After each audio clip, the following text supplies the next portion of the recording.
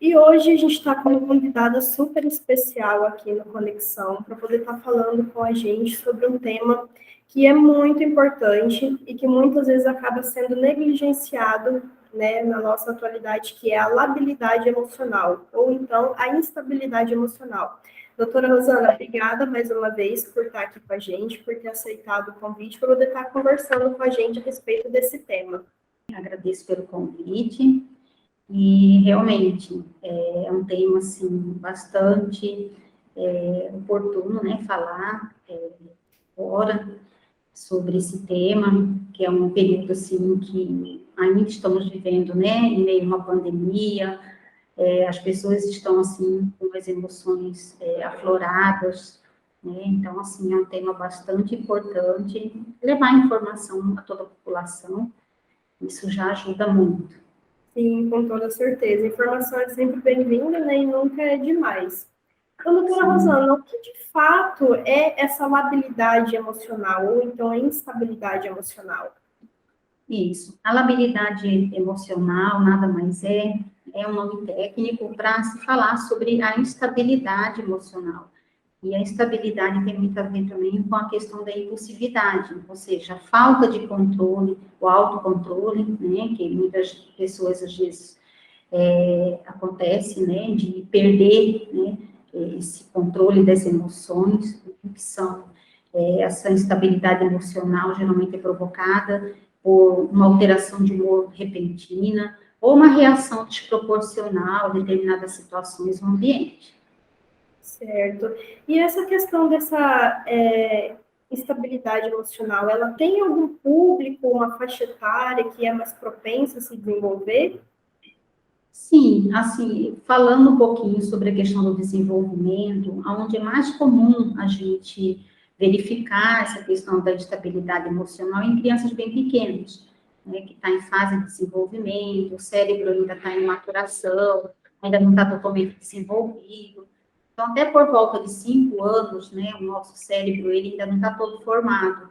A questão da autorregulação, do autocontrole. Então, essa questão da estabilidade emocional tem muito a ver com as nossas emoções. Então, tudo isso é uma explicação a nível cerebral de funcionamento, né? Tem relação com o nosso sistema límbico, né? Que age diretamente sobre as nossas emoções.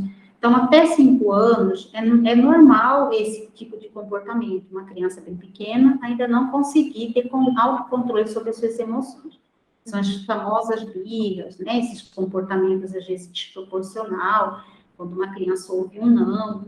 E, passando desse período, é quando a gente começa já preocupar quando a pessoa não consegue fazer essa autorregulação, porque já é de esperar. 5 anos já é a fase limite para que o nosso cérebro tenha já, né, se desenvolvido ao ponto da pessoa conseguir saber se expressar, se colocar, controlar suas emoções. Então, a partir dos 16 aos 24 anos, se isso persiste, principalmente, né, é muito comum a gente observar em mulheres, nós somos mais sensíveis, né? Nós somos dotadas das emoções, assim, mais afloradas que o homem. É muito conhecido que a mulher é muito mais movida pela emoção do que pela razão.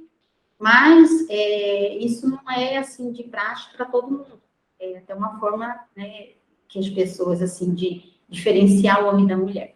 Mas todos nós estamos passíveis, tanto homens como mulheres. Mas o que a ciência explica, o que ela sabe, é que é muito mais acometida em mulheres, nessa faixa etária de 16 a 24 anos. Certo, entendi. A senhora citou na pergunta anterior a respeito da questão das emoções. Como que essas emoções, a tristeza ou a raiva, como que elas influenciam no comportamento impulsivo das pessoas? Então, a estabilidade emocional, ela vai agir diretamente nas nossas emoções, né? Porque isso, como eu te expliquei, tem muita relação com os nossos hormônios, né? Então, vai depender muito da fase que essa pessoa se encontra, do momento que ela se encontra, se essa pessoa está passando por algum problema familiar, um problema pessoal, um problema no trabalho.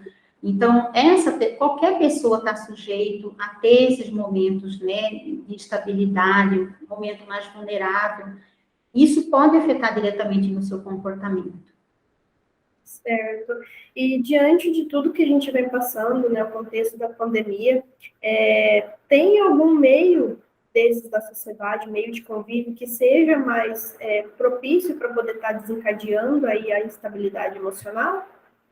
Sim, esses momentos estressantes, né, que o mundo todo vive, né, é difícil alguém, assim, não ter um relato de ter perdido um ente querido, ter perdido um amigo.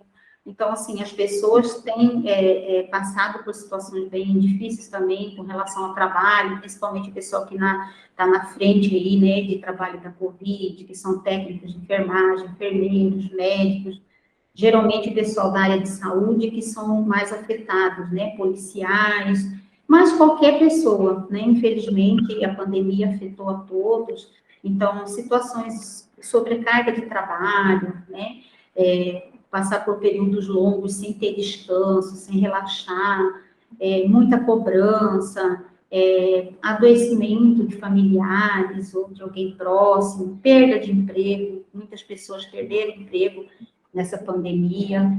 Então, tudo isso pode afetar o humor das pessoas, fazendo com que elas tenham um descontrole emocional ainda maior.